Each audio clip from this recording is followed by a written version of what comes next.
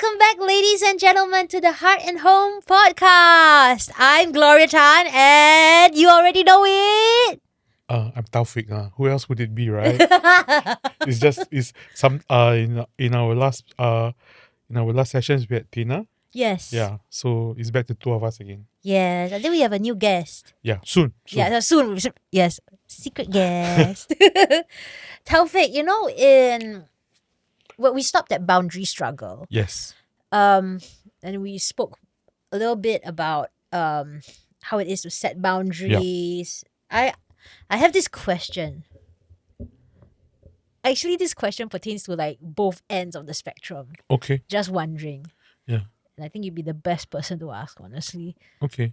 If I'm not, then maybe we can have another guest. Whoa! Then we got many guests.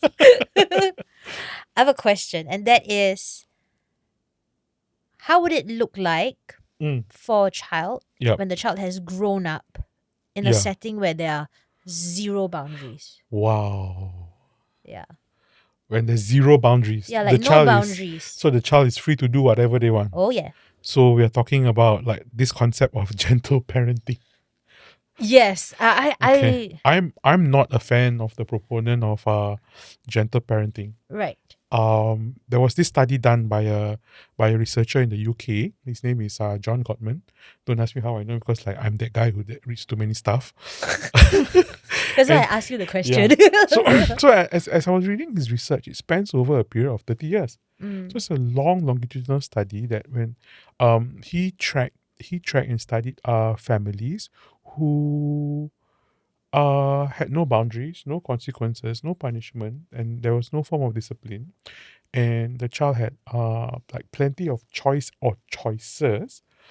Every time when the child made a mistake, there was no discipline, there was no no form of consequences. Right.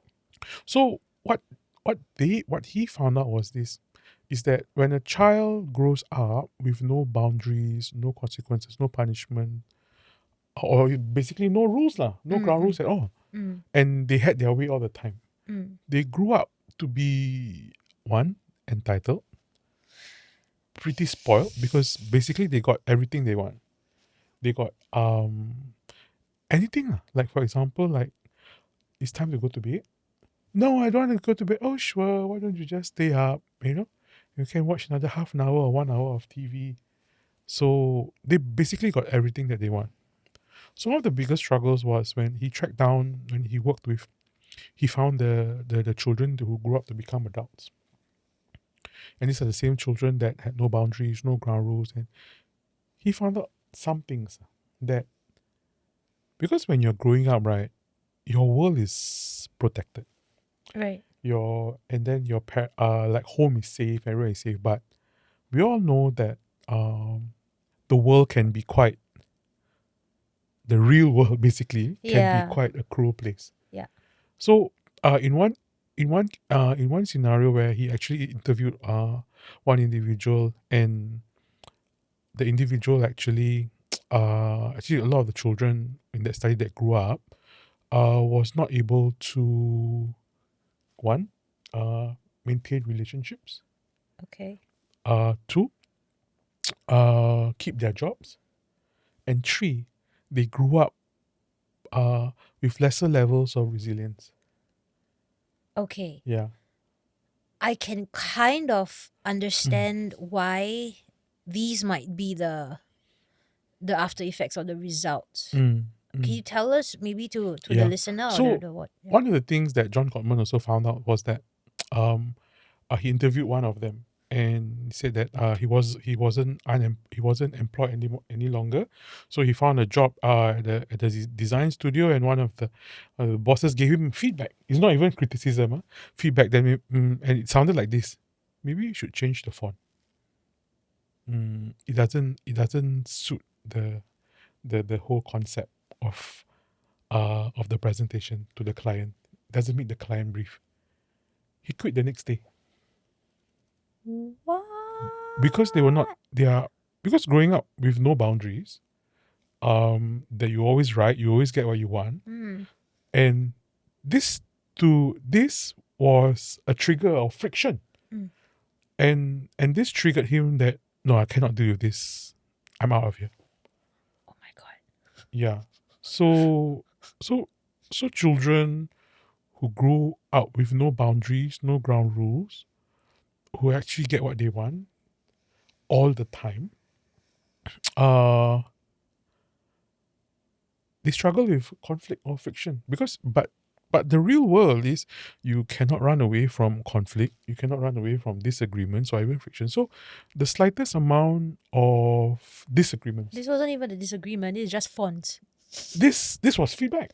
Feedback, yeah, Yeah, literally. and the manager didn't, the supervisor didn't even shout him, just gave him a feedback. So they struggle in the real world. Okay. Mm. Okay. I can yeah. And another thing that really happened, like when he was going through all this going, like, the professor was interviewing the certain, like, all the individuals, right? They found out that they're unable to keep a job for more than 24 months. Ooh. Some only lasted some only lasted for like less than 6 months. Ooh. That's one in terms of employability. Right. They become very unemployable because the slightest amount of conflict or disagreements, they was like, nope, this is not for me, I'm out of here. Right. Because they didn't get what they want. Right? They're unable to receive feedback, constructive criticism. Just imagine if you're not able to receive any form of even constructive criticism or feedback. How do you think they're going to deal with, like, criticism at all? Right? And every point of feedback becomes a personal attack. Right. Right? And they also struggle with, other than employment, they struggle with relationships. A lot of them were actually interviewed, and I wouldn't say it almost becomes like a hippie crowd kind of thing where, oh, I just want to be single. No, the real truth is that they become the receivers because they are always the one taking in the relationship, and they are not used to giving.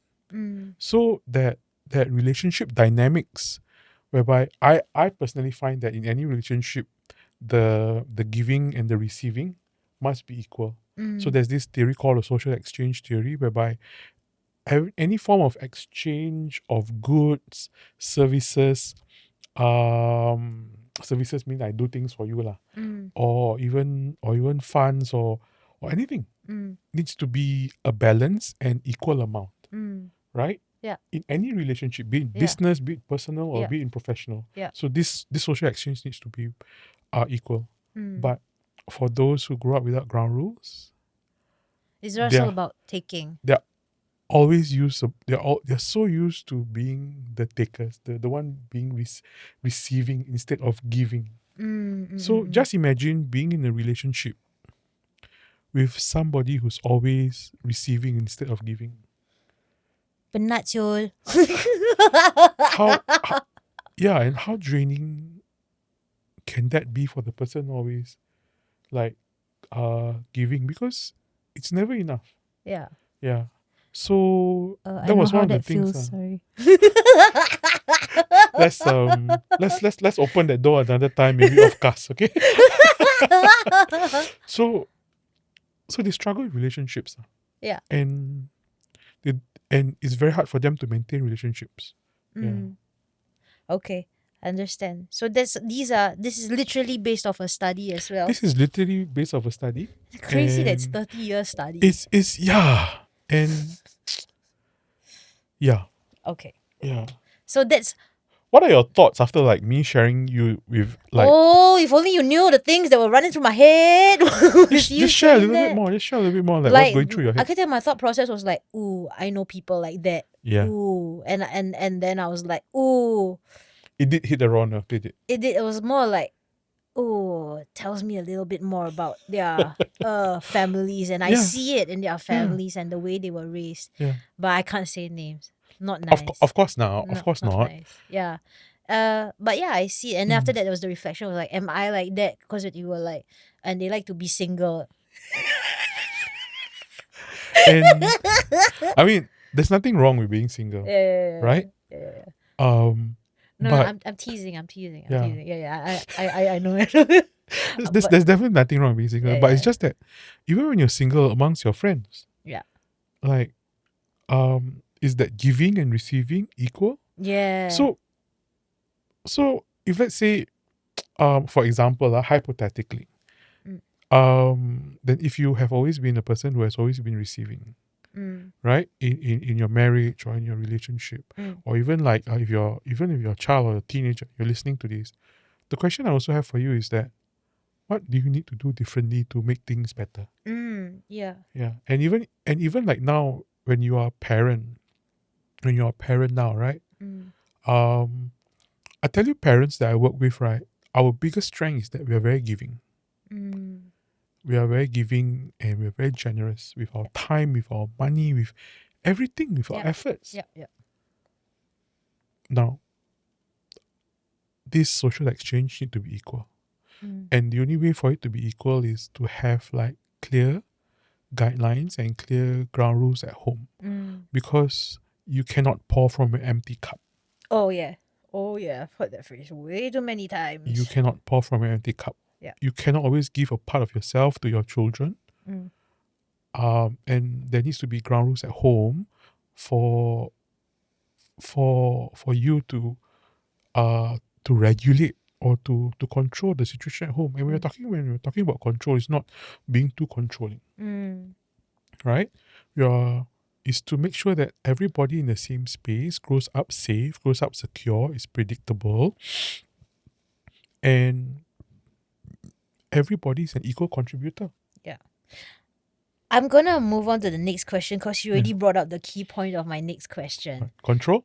LOL. Yeah. Okay. So you know how I was talking about like both ends of the spectrum. Yeah. So now we've been painted this scenario of how it looked like if a child were to grow No up. ground rules. Yeah, zero ground rules. Yeah. They grew up a little bit more entitled. The slightest. A little bit more. They grew up really entitled and Yep. like even feedback and they take it as a personal attack and I can't deal with it. I just can't. Yeah. So what does it look like for a child that grows up in a like really severely controlling environment? On the opposite end of the spectrum. Oh yeah, we're going all the way to the other side. So I'm just assuming that home might be like a military style setting whereby everything is regimented. Yeah, like control freak like parents. control freak parents. It's okay, let's take some time and travel down the other side. It's tough talking about when there's no control, right? But when there's too much control, what really happens is that there's no children who receive too much control or there's too much rules. Yeah. If there's too much rule, remember in the previous episode we talked about Mr. and Mrs. Wong, right? When there's too much rules, what happens? The rules become is there, but nobody cares. Yeah. Everybody forgets. The parents don't even remember the rules. Yeah. And this happens when there's too many. Yeah. But now when we have too many, and then we also have a high level of control, it is also proven in research and it's clearly stated that children who grow up with too much control, they lack with too much rigid structure. When I say rigid structure, also there's consequences, there's punishment, there's a high level of discipline, and from I'm also assuming that it is a very authoritarian setting. So there's 3 kinds of parenting styles from Elizabeth Baumrin. Wow, suddenly name dropping all the academics, because I remember authoritarian. Yeah. Okay, which is high control, high demand, high everything. Okay, and then there's permissive, low demand, low control, which is the no boundaries. And then we have the authoritative, which is somewhat of a balance between these two. So the authoritative parenting has ground rules, has consequences, has discipline. But on the opposite end of authoritarian, it almost feels like you're growing up in the dictatorship. Ooh. From your understanding, if you were to grow up with only one person in charge, one person says everything is my way or the highway, what was it like? What would it be like? I think there'll be a lot of fear, There'll be a fear. Yep. a lot of actions that were or that are being executed from the child's perspective would be from a space of fear as opposed to a space of understanding. And this fear ultimately just becomes blind compliance. Yeah. Because I will just comply because I'm fearful. I don't want to get into trouble. Yeah. And it's not about respect. Yes, you will eventually you still respect the positional figure of the family, the father or the mother. Yeah. But there's if there's high control, there's low affection. Right? Yeah, and there's low affection, low compassion, because all you seek is compliance. Oh no, Taufik, this sounds like an Asian family, to be honest. Yes and no. Okay.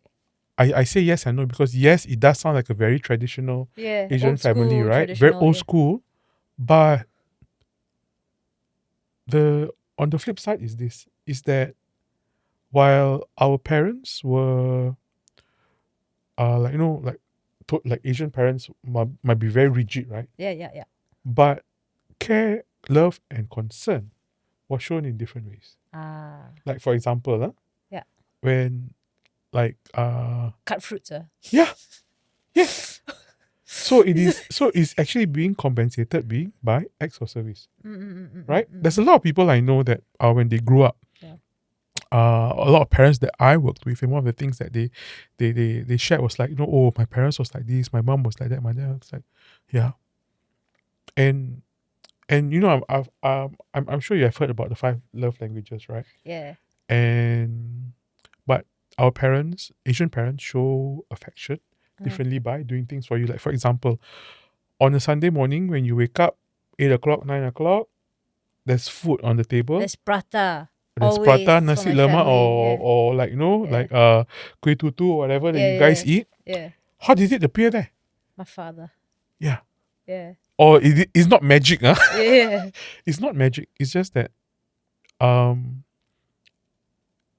love in Asian families are shown differently. But however, I also want to challenge that because now with the parents I'm working with, that there's actually a shift in terms of like how affection is like now. Right. So now, and I'm so glad this is happening because affection now has moved on from. There's still acts of service, but then there's also words of confirmation. Affirmation, not confirmation. Words of affirmation. Yeah. So we have moved on. So there's praise, there's affection, there's encouragement, there's acknowledgement. Yeah. Is it? Are we doing enough? We can do better, lah. Yeah, we can definitely do better. Could circle back to the question again about how does it look like? What was the child gonna look like? So you know how you painted this picture earlier about no consequences, no consequences, everything. and then really, really entitled, going to the job, and then the boss is like, oh, maybe need to use different form. What? Say what? I'm gonna quit. Yeah. So pretty extreme, man. It's pretty extreme. Yeah. But so what would it look like for the adult version of this child that grew up? When a child grows in a situation in a family or an environment where there's high control, high compliance and low affection, right? Yeah. What happens is that and because of the rigid structure, one of the things that they will lack, they might not have they might not develop fully creativity, independence, autonomy, because this is something that everything is determined for me, everything is structured for me. There's nothing wrong with structure. I'm talking about rigid structures. When there's a lot of that happening, right? The child doesn't have this room and space to grow to discover a little bit more about themselves, their hobbies, their passions. Like, no, you're doing this, you're not doing anything else because I said so. So, so both ends are not the best. Both ends are not the best. So then the question is, what would work? Yeah. Yeah. Kind of leads to the other question. So glad I don't need to lead anything today. So I literally asked my own questions. Yeah, you just ask the. I don't have to. My phone here for what? Don't need. Yeah, Taufik, please tell me, what is then the perfect balance? The perfect balance is How does it look like? How does that look like? Okay. One, that everybody in the home, mom, dad, children, grandparents, or their aunties and uncles, let's say they're living in the same home lah. Let's say it's a three gen family lah. Okay. Is that ground rules must be known, it must be heard, Okay. it must be written, and everybody is agreeable to this. So remember in the previous episodes, you also asked me which one is my favorite, right? Yeah, your favorite chapter. Yeah. One's chapter 11 and chapter 2. Yeah. And because I say chapter 2, because ground rules set the foundation for everything.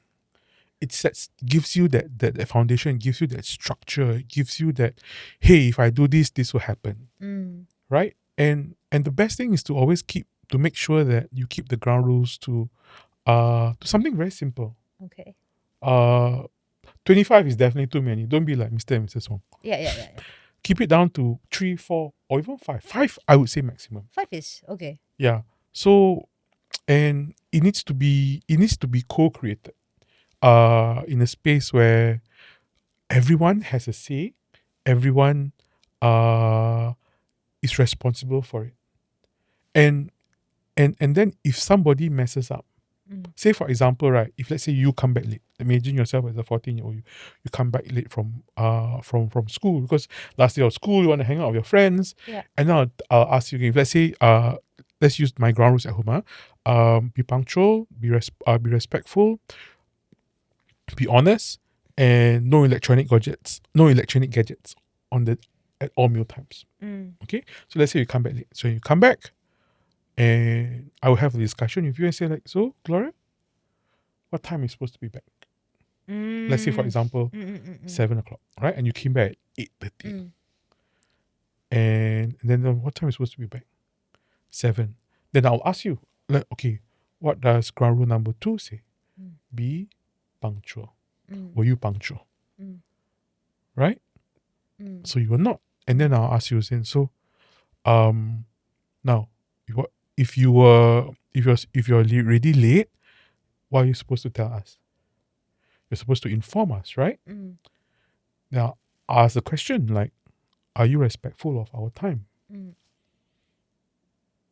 What if the child then says like, I got held back because I needed to do something in school? But okay, then who can I verify this with? Okay, so held back until like 8 p.m. Yeah. School closes at 6:30. Oh, it's not primary school. Yeah. Right, 6:30 primary school. So then it would give us as parents this space to have these difficult conversations. Because you can always go back to the ground rule. So if let's say 2 children are fighting, I'll stop. They say like, stop. You go there, and then I will address it. How are we supposed to play and interact with each other at home according to our ground rules? So, then you ask them like, what's the ground rules at home? Be respectful, be punctual, be honest. When you were shouting at each other just now like that, you're throwing things, you're hitting each other, were you respectful of each other? So, no, but he hit me first. Correct.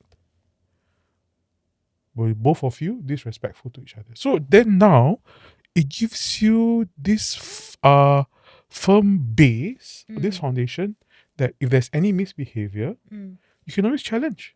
Like, were you behaving respectfully earlier? Right. Right? So just imagine if you don't have these ground rules at home, and then it becomes like, what did I tell you? So there's nothing to go back to go back and to fall back. No, I wouldn't say fall back. There's nothing to keep things in order. Right. If that's the right word I can use. Right. Yeah.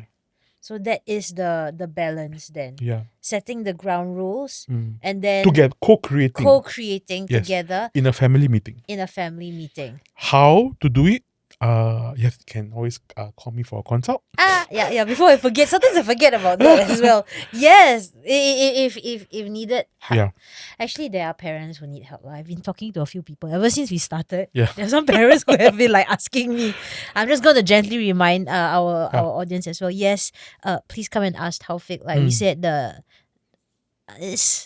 first session is free. It's free. Yeah.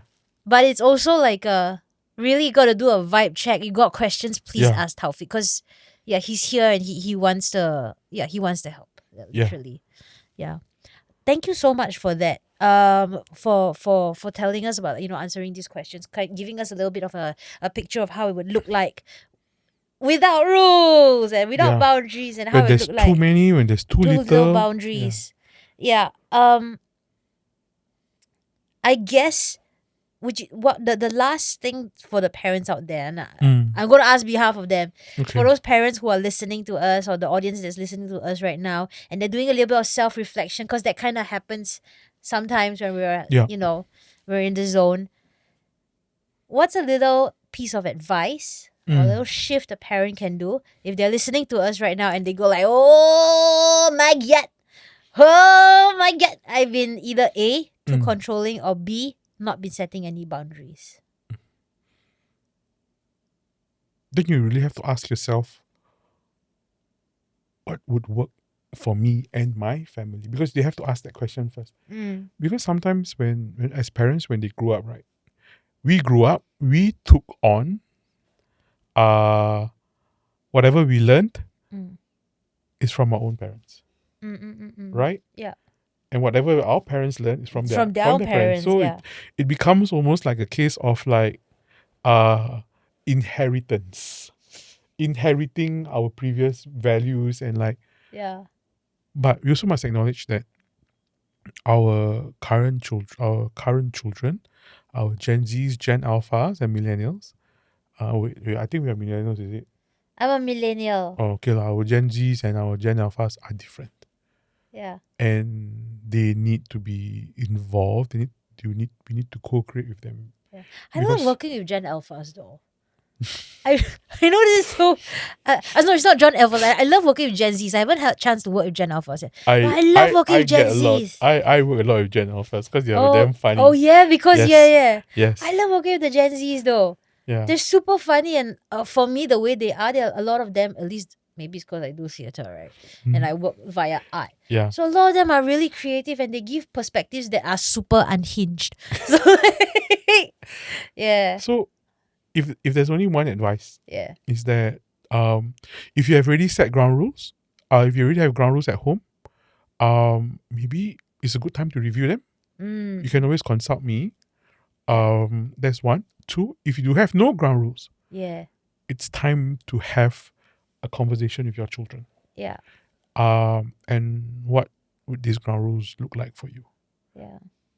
And remember, like, it needs to be balanced. You cannot have too much of everything, and you cannot have too little of everything. Yeah. It needs to be balanced, and how balance look like is going to be very different for every family. And if you have any questions or any, like, you can always consult me or the team to find out a little bit more how that would look like. Or you can buy the book. Yay! And how it would look like too, because I've this was one of, like, I spent a lot of time writing this chapter. I want to say thank you also to the listeners and the viewers, our audience, that actually have been buying the book. Yes. I just want to say thank you so much. Yeah, it's been going. Yeah. So thank you so much, and we really we really, if you've read the book and you want to have if extra questions, like write to us, feel free. Oh, actually, they have been writing to us.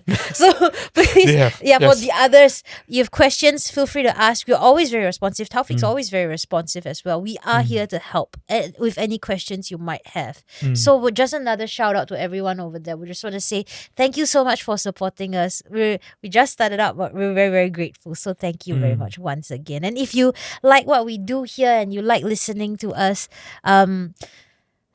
forward this podcast to click share, and links are below or on top wherever they are. Yeah. To maybe another parent that might need it as well. So Taufik, thank you so much once again with sharing with us your favorite, one of your favorite chapters. About so are we having a guest next week or what? I don't know. Surprise! Surprise! Yeah. Yes. So thank you so much, everybody, once again, and all so much love from the Heart and Home podcast. See you. Bye bye.